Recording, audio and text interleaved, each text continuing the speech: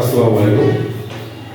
আজকের ক্লাসে আমি বোঝাবো am is are was were এবং will be এর ব্যবহার। এখানে লেখা আছে be verbs। এই be verbs এর ব্যবহারটা কিভাবে হবে সেটা আজকে ক্লিয়ার করে দেবো, 100% ক্লিয়ার করে দেবো। ওকে, এটা নিয়ে কোনো কনফিউশন থাকবে না। তো be verbটা কখন ব্যবহার করব? যখন আমরা বর্তমান পরিচয়, বর্তমান পরিস্থিতি, বর্তমান অবস্থা, বর্তমান অনুভূতি, বর্তমান পরিস্থিতি পরিচয় সম্পর্কে যখন বলবো সেই সময় আমাদেরকে বিভাগ ব্যবহার করতে হবে। যেমন কি আমি এই মুহূর্তে আমি একজন টিচার, আমি কি ইংলিশ টিচার, তাহলে I am a English teacher.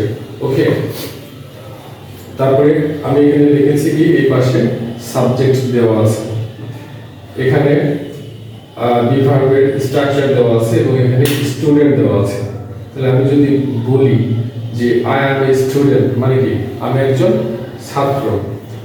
তারপরে উই আর এ স্টুডেন্ট, এটা কখনো হয় না। উই দিয়ে যখন লিখব যে আমরা একজন ছাত্র, এটা কখনো হয় না, কারণ উই মানে হচ্ছে আমরা, আমরা মানে বেশ কয়েকজনকে বোঝানো হচ্ছে, অনেকজনকে বোঝানো হচ্ছে, সেই ক্ষেত্রে এটা হবে না। তাহলে কি হবে?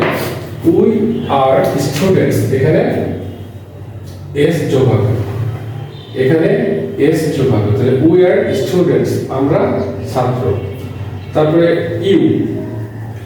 ইউ দিয়ে তুমি হয়, তোমরা হয়। তো ইউ দিয়ে যদি তুমি বলি তাহলে হবে কি যে ইউ আর এ স্টুডেন্ট, সেক্ষেত্রে এ হবে এবং এসটা বাদ যাবে।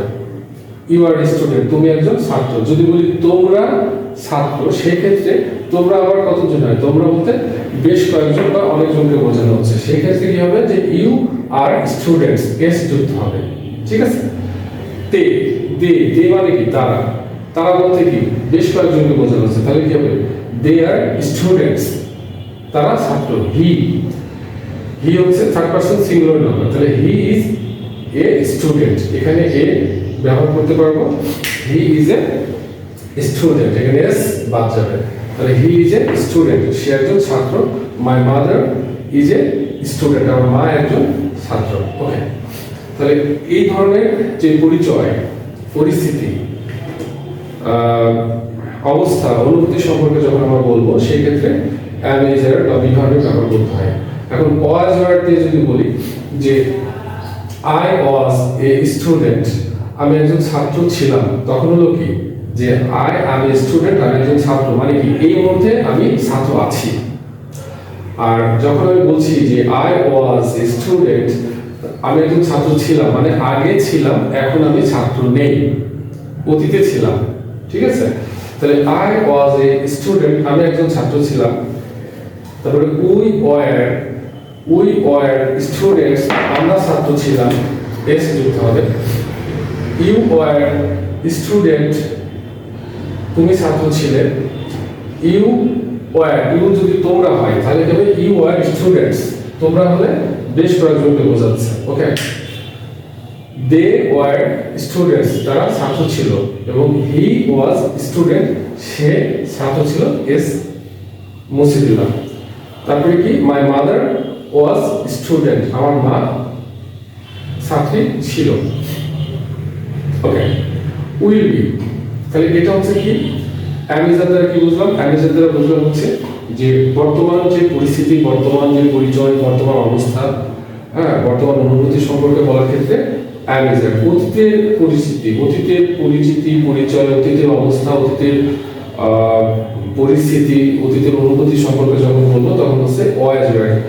আর ভবিষ্যতের পরিচয়, ভবিষ্যতের পরিস্থিতি সম্পর্কে বা অবস্থা সম্পর্কে যখন ব্যাখ্যা করবো, বর্ণনা করবো, সেক্ষেত্রে উইল বি ব্যবহার করতে হবে।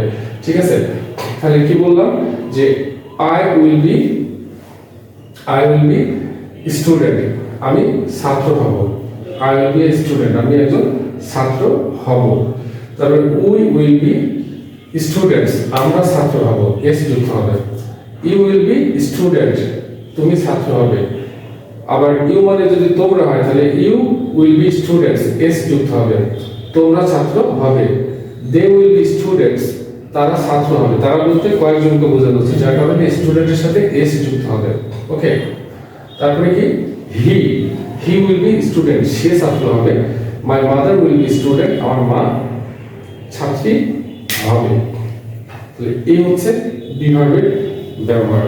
ওকে, ভিডিওটি ভালো লাগলে অবশ্যই লাইক, কমেন্ট এবং share, please share. Thank you so much for listening to me. আসসালাম।